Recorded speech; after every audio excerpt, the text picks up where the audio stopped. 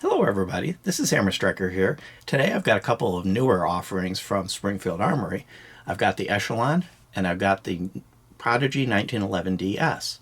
Please don't forget to check out our website. Go to our affiliates page. You'll find discount codes for things like Mantis Axe and Core belts. Link to that cool little bore light that we use for lighting up the barrels. Use those links. It will often save you money, never will cost you any additional money, and helps the channel. And please consider supporting the channel on Player, formerly Utreon, where we can do some types of videos that are no longer allowed on YouTube. These aren't the absolute latest that they just came out with. These have been out for a little while, but they're newer in the lineup, and there's a few things that are kind of interesting about them. So the Echelon is a striker-fired gun, like most of the polymer wonders you're becoming used to, but it's got a lot of cool features that kind of take it a step above the ones that are out there, Glocks and some of the others. And the Prodigy is a 1911, but before you look at it and say, oh, in 1911, they're cool, but they're obsolete, they don't hold any capacity, etc., etc., that's not true of the Prodigy 1911 DS. The 1911 in the name, of course, it's a 1911. The DS is double stack. So kind of similar to the 2011 you've heard of, but it's significantly less cost than the 2011 itself. So let's kind of talk about these a little bit. So, got the Echelon here, and it is unloaded. I'm going to pick this one up just so I can move it out of my way so I'm not constantly banging it with my hand. And it's, of course, unloaded as well. Set that aside for the moment while I talk about the Echelon. So a few of the features that the Echelon has that are features that I think you're going to like is it has replaceable back straps. It comes with 3 of them. They're well integrated. The texture is well integrated. And one unique thing about these back straps, there's a pin on the top of it that goes up into the gun. That pin is also the tool that you would use to release the back strap to change it. So if there's a back strap on it and you want a different back strap on it, you're holding the other back strap you want mounted. You're also holding the tool that's needed to change the back strap. So there's no chasing hex wrenches or punches or pins. If you've got the back strap, you've got the tool to change the back strap. From a capacity standpoint, they ship with 2 magazines, the 17-round flush mag that you see here in my hand, and it also ships with a 20-round extended mag. Now it only says 17, but the extender extends it to a 20. When the 20-round mag's installed, it's a nice, smooth, integrated grip. Of course, 3 fingers with the flush grip, with the flush mag, so it doesn't add any additional grip capacity unless you've got enormous hands, and then of course it does integrate well so that your finger could fit down in there. Nicely textured, and of course there's nicely well done steel magazines. The 17-round mag, again, as I mentioned, you got a full 3-finger grip on this. It's a full-size gun. But there is a uniqueness about this. It comes with the availability of 3 grip frames. Now they're not compact, subcompact. What they are small, medium, and large.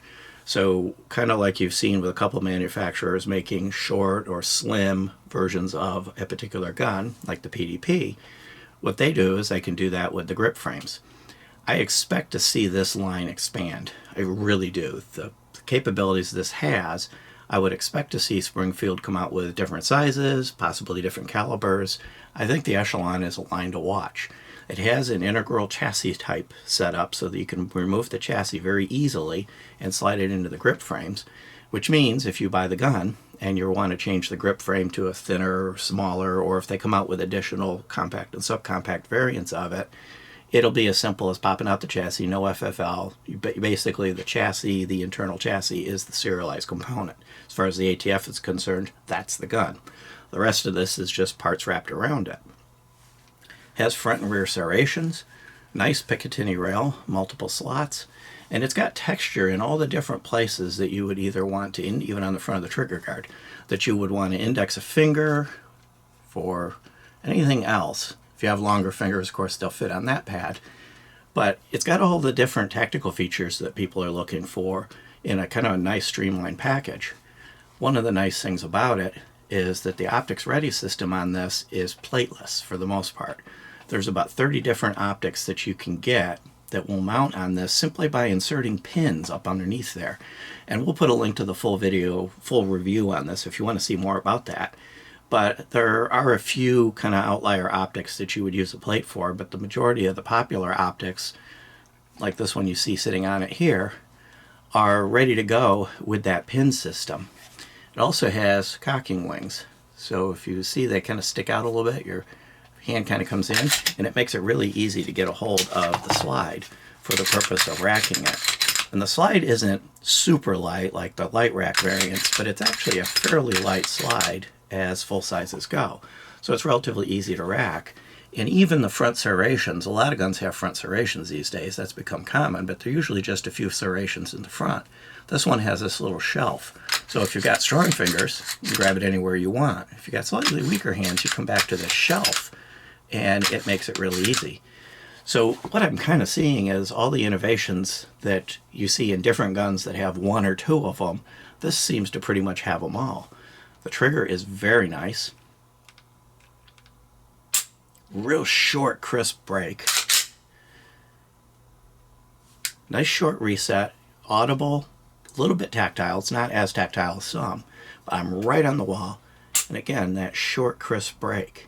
So if you're looking for a polymer gun, which of course this is, then you've got capacity, you've got adjustability, you've got ergonomics, you've got optics flexibility. It comes with U-dot sights.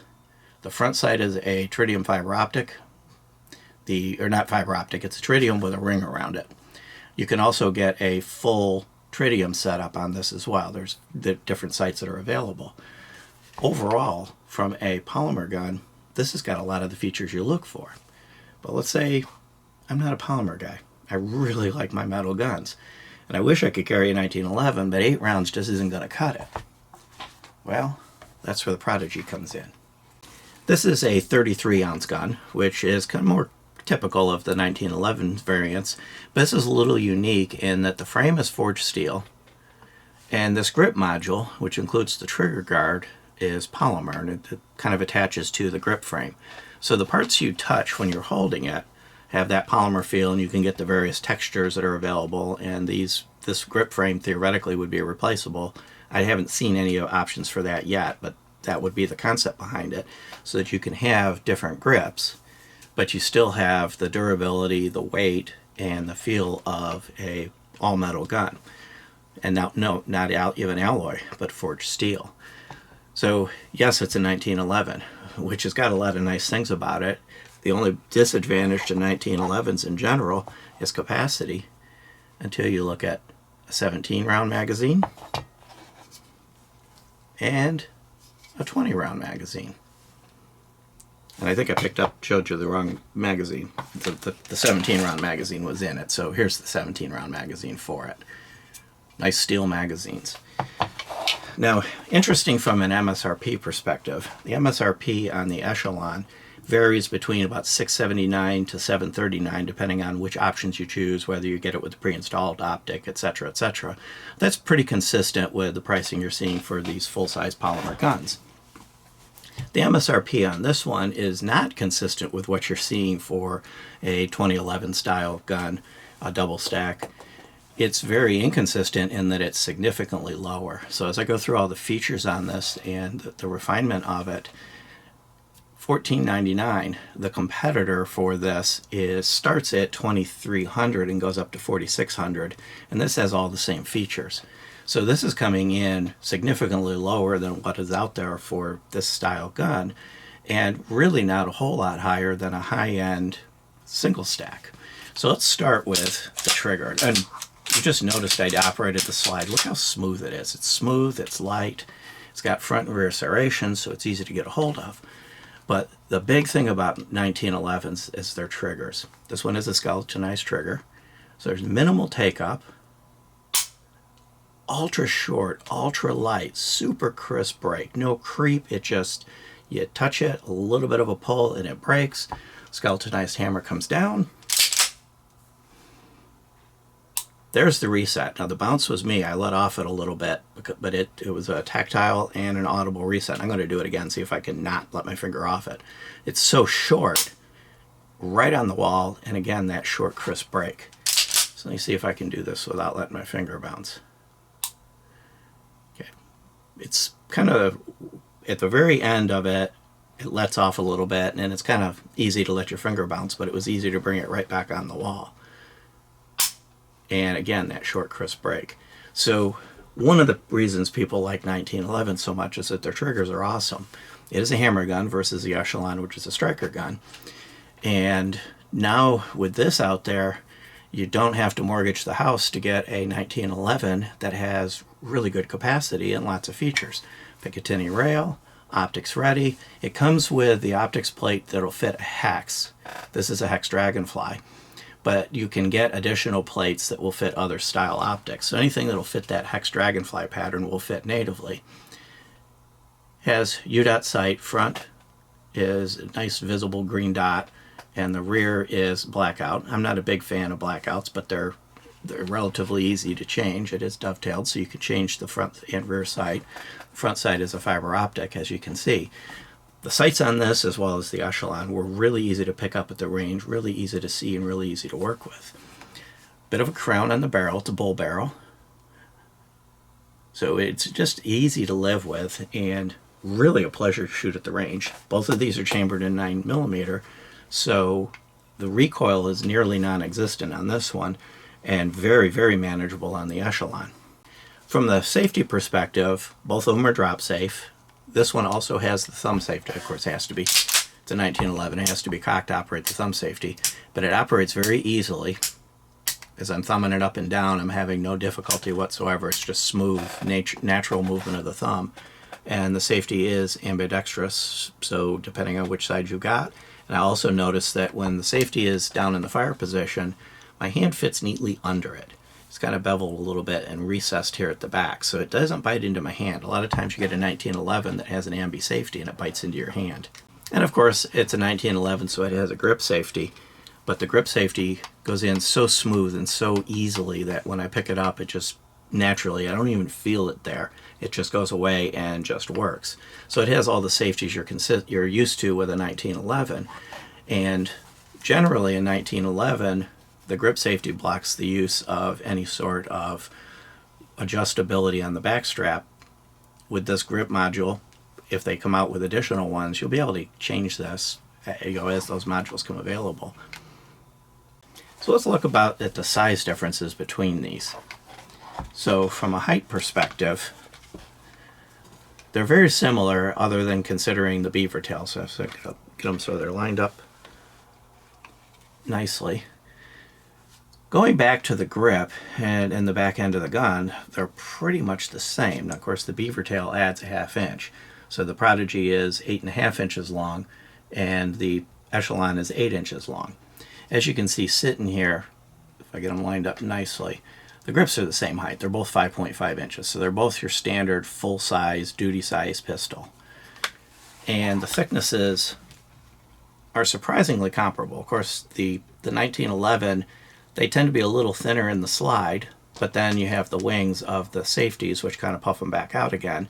And the Echelon is 1.2 inches wide, and it's pretty consistent down the side of the pistol.